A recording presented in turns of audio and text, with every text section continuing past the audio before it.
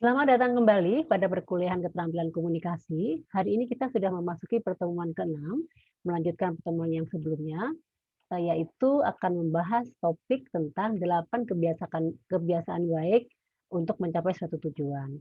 Nah, kenapa hari ini kita membahas tentang 8 kebiasaan habit dan kaitannya dengan keterampilan komunikasi? Khususnya pada kegiatan public speaking karena seperti pertemuan sebelumnya, kita memang mempersiapkan Anda untuk bisa melakukan sebuah komunikasi melalui public speaking. Seperti yang sebelumnya, karena Anda nanti dipersiapkan untuk menjadi seorang pengusaha, Anda dipersiapkan menjadi seorang manajer, pimpinan di dalam suatu perusahaan, atau bahkan dalam kelompok masyarakat yang harus atau mampu memiliki kemampuan berkomunikasi secara public speaking. Hal ini sangat penting kaitannya dengan 8 kebiasaan baik mencapai tujuan, karena seorang public speaker atau yang akan menyampaikan informasi, hiburan atau menyampaikan pesan kepada audiens itu memang harus mampu memiliki keterampilan berkomunikasi baik secara verbal maupun nonverbal. Nah, yang dimaksud dengan komunikasi nonverbal itu adalah menggunakan gestur, mengusahakan bahasa tubuh, menggunakan simbol, atau bahkan melihat dari perilaku attitude yang kita sampaikan. Nah, kaitannya dengan public speaking tentunya karena menyampaikan pesan, karena menyampaikan informasi dan harus mampu mempengaruhi audiens, tentunya ada beberapa yang harus diikuti atau dijadikan contoh sebagai lead, pemimpin, itu adalah dari 8 kebiasaan baik, ya. Kebiasaan baik itu memang bukan dalam hal berbicara, tetapi attitude perilaku yang menunjukkan suatu, media komunikasi bahwa itu menjadi panutan, menjadi contoh bagi banyak orang. Khususnya kalau dalam hal, di perusahaan itu, seorang pemimpin itu memang harus memiliki 8 habit ini karena akan menjadi contoh ya, tanpa harus, gembar-gembor harus menyampaikan ini, tapi melihat perilaku, melihat tindakan dari 8 kebiasaan baik itu, secara otomatis komunikasi, pesan secara nonverbal itu tersampaikan kepada audiens. Dan bila tersampaikan dan bisa diterima, dipersepsikan baik oleh audiens, tentunya audiens akan terpengaruh, akan mengikuti apa yang dilihat secara nonverbal. Nah, kita akan bahas satu-satu. Nah, adapun tujuan pembelajaran hari ini atau materi pada pertemuan hari ini adalah diharapkan kepada semua, kepada Anda mahasiswa mampu memahami tentang 8 kebiasaan baik untuk mencapai, tujuan secara efektif. Ya, pokok bahasan yang kita sampaikan, yang pertama kita akan melakukan review public speaking, terus ciri-ciri pengusaha, atau selanjutnya kita akan mengupas lebih tentang 8 kebiasaan baik secara efektif untuk mencapai sebuah tujuan. Kita akan bahas satu persatu, kita akan review sedikit tentang apa itu public speaking. Tadi sudah saya singgung sekilas bahwa public speaking itu merupakan proses komunikasi yang dilakukan di hadapan khalayak ramai atau sekelompok orang. Karena public speaking itu berbicara di depan orang, ini juga membantu Anda, mempersiapkan Anda menjadi seorang lead atau leader atau, seorang pengusaha, orang yang memang memiliki jabatan di mana memiliki staf, memiliki karyawan, memiliki anak buah, atau Anda dituntut untuk berbicara di depan masyarakat untuk menyampaikan pesan-pesan moral dan sebagainya. Pada saat kita menyampaikan pesan-pesan di khalayak ramai atau kelompok orang, itu sekali lagi tidak hanya bahasa baku, tidak hanya bahasa verbal yang disampaikan. Ingat, ada bahasa nonverbal yang tersampaikan yang langsung mudah diingat, mudah diserap, dan akan memberikan pengaruh yang besar kepada, audiens, ya. Nah, kita tahu tujuannya tadi sudah saya sebutkan, public speaking membagi tujuan memberikan informasi, bisa menghibur orang, bisa mempengaruhi, bahkan menjadi panutan atau menjadi model dari audiens untuk mengikuti seorang, yang menyampaikan, pesan tersebut. Kita akan bahas. Nah, tentunya kalau Anda sebagai seorang leader, sebagai seorang pengusaha, sebagai seorang manajer atau pimpinan apapun, ya, Anda memiliki kemampuan public speaking berarti Anda berhasil mempengaruhi orang. Dan manfaat kalau Anda berbicara di depan umum dengan public speaking yang bagus, itu sangat membantu Anda. Kenapa? Anda satu akan mudah dikenal kan, mudah dikenal, Anda diingat, Anda menjadi panutan, segala gerak-gerik Anda diperhatikan, diikuti oleh audiens atau oleh karyawan, nah ini sangat membantu peningkatan karir Anda, karena Anda menjadi orang berpengaruh. Jadi seorang yang, menjadi public speaker atau berbicara depan umum dengan menggunakan metode public speaking, tentunya dia menjadi orang berpengaruh, ya. Kedua, meningkatkan percaya diri. Coba kita kembali, pada saat orang tidak berani berbicara di depan umum, misalnya gagal berbicara, pendiam, malu-malu, itu membuktikan bahwa memang dia tidak memiliki kemampuan public speaking. Tetapi pada saat kita memiliki public speaking yang bagus, sanggup mempengaruhi orang banyak, pasti percaya diri kita meningkat atau berubah. Terus, seorang yang memiliki kemampuan berbicara di depan umum, ingat, itu pasti akan terlatih, terasah ya, untuk bisa berpikir secara cerdas dan kreatif. Karena secara spontan, banyak ide yang dikeluarkan, banyak, pesan-pesan yang disampaikan, contoh-contoh pengalaman itu mengalir dengan sendirinya, dan mereka menjadi kreatif dan karena sudah percaya diri tadi. Nah, selanjutnya membantu pengembangan kepribadian, awalnya pemalu, terus tidak berani di depan umum, kalau melihat orang banyak nervous dan sebagainya, tetapi dengan pandai berbicara secara bagus, mampu menyampaikan pesan, maka secara kepribadian dia juga berkembang. Karena kalau kaya pengalaman dan wawasan. Bisa membangun koneksi. Ingat, berbicara di depan umum itu kita berhadapan dengan audiens. Artinya kita akan mengenal mereka, kita akan bisa membangun hubungan dengan mereka dan hubungan itu bisa berkembang menjadi hubungan bisnis atau hubungan kerja dan sebagainya. Nah, biasanya kalau orang terbiasa berbicara di depan umum, tentunya audiensnya juga tidak tetap, akan berbeda-beda. Dengan banyaknya audiens yang kita kenal, yang kita temui, sekali lagi jaringan kita, koneksi kita akan semakin luas. Nah, itu membantu masa depan dan karir kita. Nah, tentunya karena terasah jam terbang yang sangat luar biasa, maka keterampilan komunikasi itu terlatih dengan sendirinya, tidak perlu menggunakan teks lagi, akan terjadi di luar kepala, akan, secara, khatam atau secara menguasai, dia akan berbicara dengan lugas, dengan terstruktur dengan baik dan tentunya ini memberikan makna hidup yang sangat luar biasa kepada kita semuanya, ya kan? Nah, baik kita akan masuk kepada materi pertama. Nah, kita akan memulai dulu dari ciri pengusaha. Ciri pengusaha, pengusaha itu adalah salah satu contoh leader, lead yang akan memimpin. Seorang pemimpin berarti menjadi panutan, seorang pemimpin berarti apa yang disampaikan akan diikuti. Seorang pemimpin berarti atau seorang pengusaha berarti, banyak ide yang disampaikan, banyak informasi, kan banyak, pesan-pesan juga yang disampaikan kepada anak buahnya, kepada audiens, kepada klien dan sebagainya. Nah, cirinya apa sih, seorang pengusaha itu atau seorang leader? Kenapa kita, ambil angkat, seorang pengusaha? Tadi sudah disampaikan di awal, seorang pengusaha itu nanti akan memiliki atau harus memiliki kemampuan berbicara di depan umum. Entah itu kepada karyawannya, entah itu kepada konsumennya, entah itu kepada, pelanggan atau klien-kliennya. Ya, kita harus lihat itu. Nah, ciri seorang pengusaha itu pasti karena bisnis, karena pengusaha tentunya dia akan berusaha, dengan bangga senang menjual produk atau mempromosikan produk. Pada saat dia menjual produk atau jasanya, tentunya dia harus memiliki kemampuan menjual, menyampaikan informasi itu kepada masyarakat umum, kepada audiens, ya kan? Nah, seorang pengusaha, begitupun seorang leader, tentunya tidak suka dengan kenyamanan. Biasanya dia akan selalu kreatif, dia memiliki inovasi, dia selalu mencoba sesuatu yang baru dan tantangan, ya kan?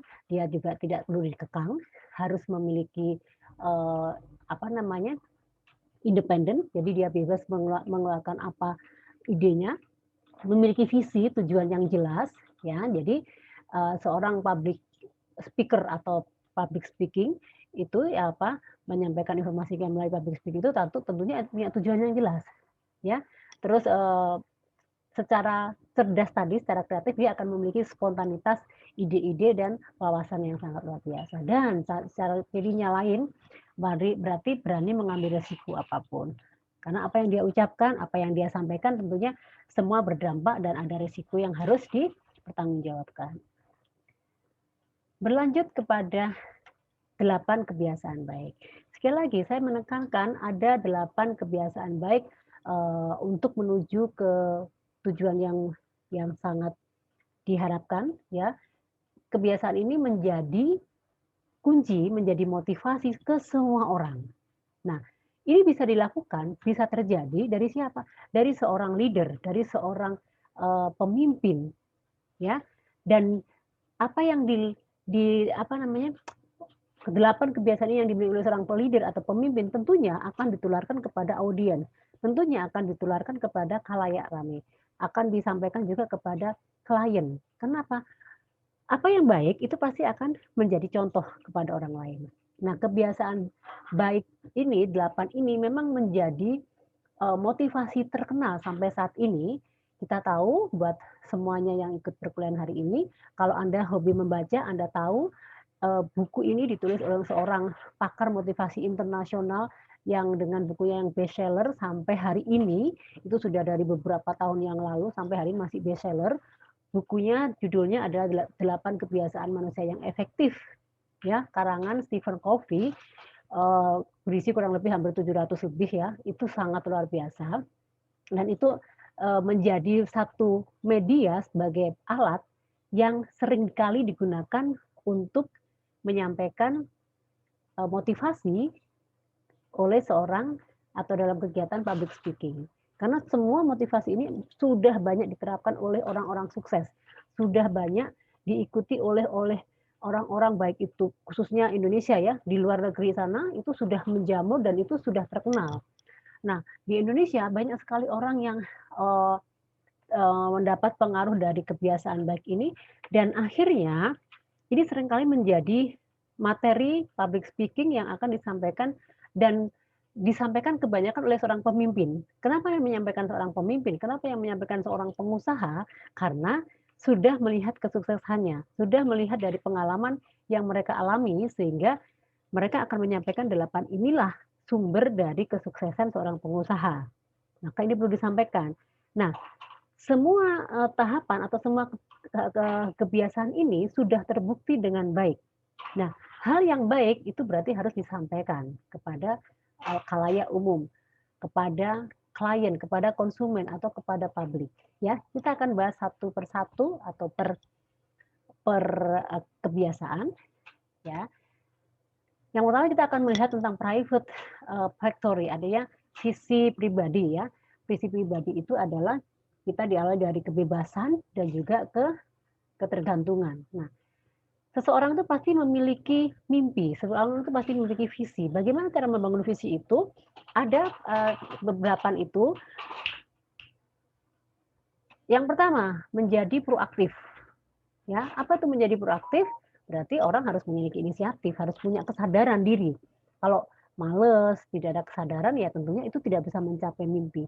Seperti apa contohnya? Apakah harus dengan kata-kata? Saya sekarang proaktif? Tidak perlu dengan kata-kata, tapi bisa dibuktikan dengan tindakan. Orang proaktif itu biasanya rajin. Orang proaktif itu biasanya selangkah lebih maju.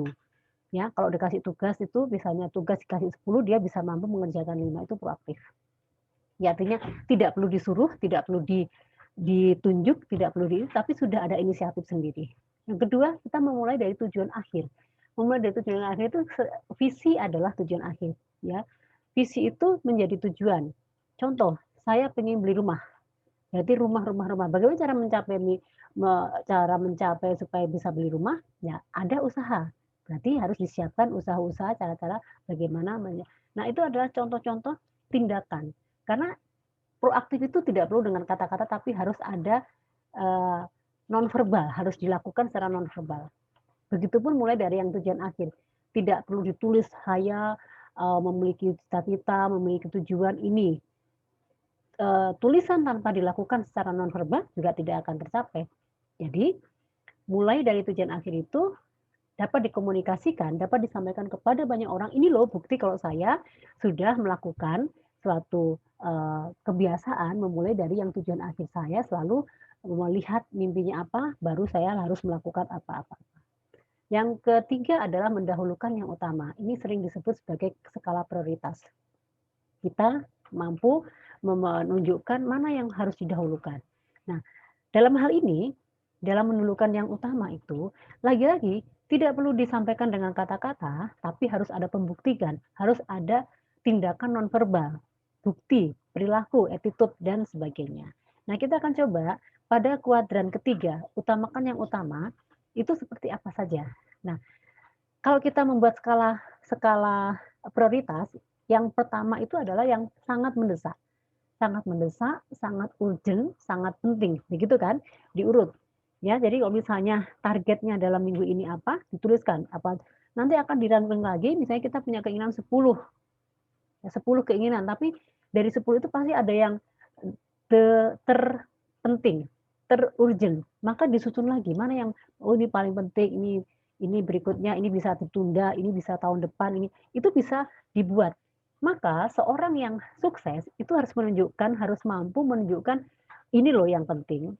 Dan itu juga tidak dalam sebuah kata-kata, tapi harus dilakukan secara uh, nonverbal, ditunjukkan. Oh ternyata si bapak ini, si ibu ini orangnya bijaksana dan dia bisa memilih menentukan pekerjaan yang harus diselesaikan. Itu kelihatan dan itu kebiasaan itu terbukti dari kecerdasan orang itu bagaimana dia mengutamakan yang utama. Mengutamakan yang utama itu tidak egois. Dia bisa memisahkan kepentingan pribadi dan kepentingan orang banyak. Nah, contoh itu dinyatakan, oh kalau memang ini lebih penting ya kita dulukan ini, gitu kan. Kalau memang ini harus lebih didahulukan ya kita akan geser. Jadi semuanya itu bisa berubah tergantung mana yang lebih diutamakan, mana yang menjadi urgent dan penting, mendesak. Kalau misalnya dalam bahasa Inggris itu, mana yang need, mana yang wants. Mana yang menjadi kebutuhan dan keinginan. Itu harus kita bedakan. Kalau yang keinginan itu bisa ditunda, berarti bukan yang utama. Tapi yang needs, yang kebutuhan, necessary, itu berarti yang diutamakan. Itu ciri orang yang sukses. Bagaimana kita tahu itu terjadi menjadi seorang ciri yang sukses? Ya tadi tindakan. Ya tandakan bisa mengatur timingnya, bisa memilih. Nah ini kita ada contoh dari keempat ini mana yang paling utama, ya kan? Keharusankah, efektivitaskah, atau karena gangguankah? Dan kita bisa memilih. Kalau sia-sia itu berarti itu masuk skala yang terakhir karena itu hanya mengisi kekosongan, ya kan? Karena iseng. Kalau istilah kalian itu gabut, ya kan? Ini yang dilakukan, refreshing dan sebagainya. Tapi kalau dilihat yang mana yang paling penting banget. Nah, ini antara keharusan atau efektivitas. Nah, itu tugas Anda memilih mana yang terbaik. Atau memang ini yang utama itu dianggap mengganggu. Ya, itu juga dipikir-pikir kembali, oh ini penting tapi sebenarnya nggak mendesak. Nah, itu berarti kita bisa memprioritaskan. Ya, tidak bisa dilihat, tapi tidak bisa terbaca secara ini, tidak bisa itu, tapi hanya bisa dilihat di pembuktian. Gitu ya. Jadi kita harus tahu mana yang penting dan mendesak. Mana yang penting tapi tidak mendesak. Mana yang penting tapi ini sebenarnya cuma gangguan. Mana yang tidak penting dan tidak mendesak ini. Ya. Itu jelaslah kuadran-kuadran ini Anda bisa menentukan. Selanjutnya kita masuk ke kebiasaan ke 456. Ini maaf saya tulis 456. Sebagai seorang public speaking harus bisa menunjukkan dan jadi seorang leader harus memberikan contoh berpikir menang-menang. Win-win solution ya. Kita sudah seringkali dalam ilmu manajemen kita selalu menjadi leader yang mampu berpikir win-win solution, tidak merugikan pihak manapun, tetapi sama-sama menang, sama-sama beruntung dan sama-sama memberikan dampak positif. Itu berpikir menang-menang. Jadi dari mana? Dari pembuktian juga, ya. Semuanya dilakukan secara attitude, secara perilakunya. Terus yang berikutnya yang kelima itu memahami dulu baru dipahami. Jadi menjadi seorang yang sukses, kalau kita pingin didengar, kalau kita pingin dicontoh, kalau kita pingin informasi saya dianggap valid, kita harus memahami dulu dan baru dipahami. Ingat bahwa dalam sebuah komunikasi itu ada pendengar dan yang menyampaikan pesan dan juga ada yang mendengarkan. Kalau komunikasi itu ingin berjalan baik dan sukses, pesannya sampai, maka yang pertama dilakukan supaya tidak terjadi gap itu menjadi pendengar yang baik. Menjadi pendengar yang baik itu artinya memahami dulu, memahami orang lain, baru orang akan memahami kita. Kita tidak boleh kamu memahami saya, kamu harus mengerti saya, tidak bisa. Dari mana kita tahu? Dari pembuktian, dari perilaku yang kita tunjukkan. Kalau perilaku-perilaku ini sudah kita lakukan, secara otomatis Anda sudah mempengaruhi orang lain. Karena apa? Orang akan melihat Anda, orang akan meniru tabiat Anda, orang akan meniru kebiasaan Anda. Nah, ini lagi-lagi tidak perlu disampaikan dengan bahasa yang bagus, tapi 8 kebiasaan ini disampaikan atau dikomunikasikan dalam bentuk perilaku, tindakan. Artinya 8 kebiasaan ini, ya, baik itu orang sukses, ya, motivator, atau Anda seorang manajer, itu disampaikan komunikasi itu melalui tindakan dan kerja nyata. Nah, selanjutnya ada sinergi. Sinergi itu ada chemistry, ada apa ya, teamwork, menjadi teamwork yang baik dalam sesama tim ya, dan juga terjadi, kolaborasi, ada apa namanya, melebur ya, melebur menjadi satu kesatuan dan tidak membeda-bedakan, tapi semuanya mencapai dilakukan dengan tujuan yang sama. Ini yang ke-6. Nah, selanjutnya kita akan melihat yang ke-7 itu seperti apa, ya, mengasah gergaji, ya. Kalau kita melihat 8 habit atau ke-8 kebiasaan efektif ya, itu memang sangat detail dalam bukunya, ini hanya kita menyampaikan sarinya juga, dan sari ini harus disampaikan juga, kalau nanti Anda seorang pemimpin, seorang pengusaha itu perlu disampaikan kepada anak buah sebagai bentuk motivasi, ya kan. Misalnya sekarang kita masuk ke kebiasaan ke-7, mengasah gergaji. Jadi, kalau ibaratnya Anda seorang pembelajar atau belajar itu tidak mengenal waktu, tidak mengenal usia, tidak perlu mengenal biaya dan sebagainya. Belajar itu bisa dilakukan kapan saja. Kita lihat manusia itu ibaratnya terdiri dari fisik, mental, emosional, spiritual. Semuanya itu bisa diasah. Fisik misalnya kalau kita ingin sehat ya berarti kita harus rajin olahraga, ya kan? Berarti kalau kita ingin tinggi kita juga harus tahu apa yang harus kita lakukan. Kalau kita ingin apa namanya, pingin langsing dan sebagainya itu adalah fisik, ya. Itu bisa diasah. Ibaratnya mengasah gergaji itu artinya bisa dilatih, gitu ya. Dari mana kita tahu? Ya dari, kebiasaan kita melakukan olahraga, ya kan, melakukan sport dan sebagainya. Mental, mental itu berarti kita siap lahir batin, ya diasah. Kalau misalnya secara mental kita nggak siap, kita menjadi seorang yang baper, itu artinya kita tidak siap menghadapi ujian, kita tidak siap menghadapi tantangan. Tetapi ini perlu disampaikan bahwa kalau kita mau menjadi kuat, kalau kita mau menjadi hebat, itu, Anda bisa menyampaikan kepada anak buah, kepada klien, kepada konsumen dan sebagainya itu menjadi seseorang yang tahan mental, artinya tidak baperan dan sebagainya. Termasuk juga emosi, emosi ini bisa diasah, bisa dikendalikan, ya kan? Tidak brutal dan sebagainya dan begitupun spiritual. Spiritual itu semacam soul, hubungan kita dengan Tuhan ya, itu juga bisa diasah ya dengan memperdalam keilmuan spiritual kita, hubungan kita dengan Tuhan itu perlu diasah tiap hari. Kalau tidak diasah itu nggak berkembang. Semuanya baik fisik, mental, emosional kalau tidak dilatih, tidak diatur, tidak di tiap hari tidak di apa namanya diintrospeksi, itu tetap nggak bisa menjadi lebih baik. Nah, ini semua akan terlihat, ya. Kita lihat ya olahragawan itu ya, kalau kita mau jadi angkat besi, pasti dia akan berlatihnya berapa. Nah, itu bukti yang terlihat secara nonverbal, oh dia lagi latihan olahraga, dia, pingin apa namanya, memiliki suara yang bagus, dia harus rajin berenang, latihan pernafasan dan sebagainya, gitu ya. Supaya ini semuanya adalah bagaimana menunjukkan dengan cara nonverbal kita bisa melihat perubahan-perubahan fisik, perubahan-perubahan mental, termasuk emosional. Dulu baperan, dulu suka nangisan, ternyata ke sini dengan pengalaman, dengan seringnya diasah, dengan seringnya bergaul dengan banyak orang, itu kan terlihat. Terlihat secara simbol, terlihat secara kasat ya, secara gestur, oh ini sudah berubah. Kalau dulu dia, kurang bisa menghormati orang, kurang bisa menghargai, kurang bersosialisasi dan sebagainya. Karena keimanannya, karena spiritualnya yang telah diasah, ya, misalnya, secara itu dicas, ya itu, maka dia akan menjadi lebih baik. Itu kebiasaannya ini dan semuanya itu bisa ditunjukkan melalui komunikasi atau public speaking dengan cara nonverbal. Nah, berikutnya yang ke-8 yaitu temukan suara Anda atau temukan jati diri Anda, ya, dan bantu orang lain untuk menemukannya. Jadi gini, ini yang terpenting ya, terpenting bagi seorang pemimpin.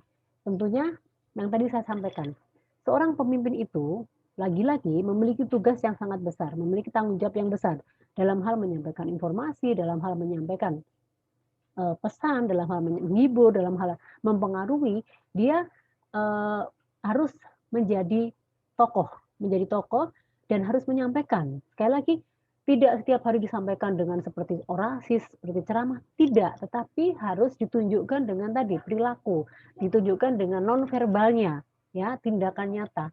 Karena apa? Seorang pemimpin itu kita sebut pemimpin juga bisa, kita sebut sebagai seorang pengusaha bisa, itu akan menjadi teladan. Ya, teladan, perintis. Kita ambil contoh dari pemimpin-pemimpin negara kita. Kita tahu, apa namanya, kita ambil Jokowi ya, kita ambil Jokowi di sana, dia seorang leader, dia jadi teladan. Dia tidak tiap hari ngomong, "Saya presiden ya, saya hebat ya, saya memiliki kebiasaan baik ya, silahkan Anda mengikuti saya." Tidak, tapi dari perilakunya, secara perilaku sudah tersampaikan secara nonverbal, sudah terkomunikasikan dengan sendirinya, ini Jokowi menjadi teladan yang baik. Ya kita tidak bisa menutup bahwa, Jokowi sempurna tidak, tetapi salah satu dari pimpinan yang memang bisa dijadikan teladan. Kita tidak menyebut Jokowi sempurna tidak menyebut dia dewa tidak, tetapi sekali lagi dari semua pemimpin itu Jokowi termasuk yang, menjadi panutan. Ya, kita tidak bisa pungkiri itu walaupun masih ada kesalahan itu dari Jokowi. Kalau kita lihat dari parpol, parpol misalnya kita ambil yang lainnya, banyak sekali tokoh-tokoh yang berpengaruh, artis-artis yang berpengaruh. Ingat kita tadi dari, politik dari pimpinan, sekarang kita dari, artis yang menjadi politikus. Kita pernah melihat Anang, kita melihat Eko Patrio, ya kan. Kalau dia kehidupan lamanya dia tidak bagus, tidak terlihat, kenapa banyak orang yang memilih dia, ya kan? Kenapa orang memilih Emil Dardak? Kita tahu Emil Dardak siapa? Masih muda, pinter dan sebagainya. Tentunya ada secara moral, secara pesan, secara komunikasi sudah tersampaikan Emil Dardak atau yang partai politik lainnya itu sampai dipilih oleh rakyat, ya memang ada sedikit melalui demo, kampanye, tetapi kampanye pun kalau tidak ada bukti yang nyata, tidak ada bukti terlihat kalau dia bersih, kalau dia pinter, kalau dia memiliki attitude yang bagus, tidak mungkin dia dipilih. Ya, Anda tahu siapa Emil Dardak, tokoh muda yang terjun tapi dengan karir yang bagus, dengan ya mudah-mudahan sampai saat ini dia bersih di jalannya. Nah itu menjadikan atau sudah terkomunikasikan sendiri ya ke masyarakat, ke khalayak bahwa dia memang secara kasat pun ya, secara tidak kampanye pun orang melihat memang bagus kerjanya. Dia juga memiliki kebiasaan baik yang patut dicontoh, ya kan? Terus ini kalau kita lihat dari situ dalam segi bisnis kita lihat ada contohnya eh, anaknya Jokowi, Tata Gibran ya, betapa dia sebelum saat menjadi wali kota dia sukses di bisnis. Dia juga merintis, akhirnya diikuti banyak-banyak bisnis lainnya. Begitupun kita tahu dari artis, misalnya Geprek Bensu, siapa pemiliknya kita juga tahu. Dia merintis, dia ini dan di akhirnya diikutin juga. Itu sampai dia memiliki banyak outlet di mana-mana, ya. Karena apa? Melihat siapa dia, gimana attitude-nya, gimana ininya. Kalau misalnya dia bukan apa namanya, tidak memiliki attitude yang baik, ya kita banyak artis tapi attitude-nya yang nggak baik juga banyak ya. Juga tidak banyak orang yang mengikuti dia, tidak banyak pengaruh yang diberikan kepada masyarakat. Kita contoh lagi misalnya yang lagi terkenal selebgram atau influencer itu, terus atau misalnya penyanyi-penyanyi terkenal, ya kan? Nggak usah ngomong, "Saya penyanyi hebat, saya menang ini," nggak usah. Tetapi secara tindakan, secara perilaku, secara, eee, bukti sudah menyatakan dia hebat, dia ini. Nah, seperti itu ya. Jadi memang tujuan public speaking ya salah satunya ini memberikan keteladanan, memberikan perintis, penyelaras, dan pemberdaya. Pemberdaya itu artinya mau berterjun langsung, ya kan?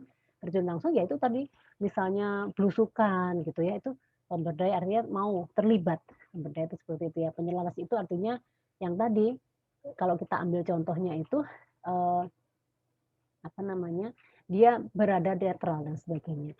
Nah, ini 8 kebiasaan atau kebiasaan ke-8 itu menemukan suara Anda atau potensi diri yang dan bantu orang lain, ya. Kita tahu ya, kalau sudah menjadi teladan, menjadi perintis itu pasti ujung-ujungnya akan membantu orang lain.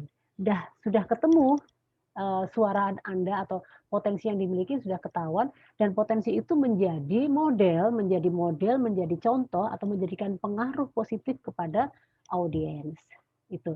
Jadi itulah kaitannya kenapa kita ambil angkat 8 kebiasaan itu, karena ini juga penting untuk disampaikan di, public speaking dan memang menjadi dasar kita untuk menyiapkan diri sebagai seorang leader, menjadi seorang entrepreneur, menjadi seorang pengusaha, menjadi seorang pemimpin yang memang akan berhubungan dengan banyak orang, pemimpin, apa namanya, entrepreneur itu pasti akan banyak relasi, banyak ini dan itu harus disampaikan, ditularkan kesuksesannya kepada orang lain. Banyak sekali di Indonesia itu contoh-contoh orang sukses dan kesuksesan itu pasti selalu berkiblat dari kehidupan yang akhirnya menjadi, apa namanya, memberikan influence kepada masyarakat, seperti itu.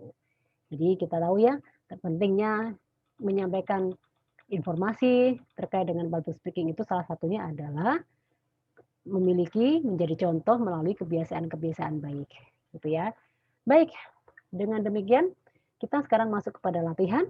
Silakan nanti Anda kembali ke e-kampus. Ini ada 2 latihan mandiri, silakan dikerjakan ada 2. Anda diminta untuk, memberikan gambar-gambar ini sebetulnya melatih untuk, Anda berpikir kreatif, cerdas, ya kan, dan supaya dari ide kreatif ini disampaikan, nah sehingga orang akan mengikuti.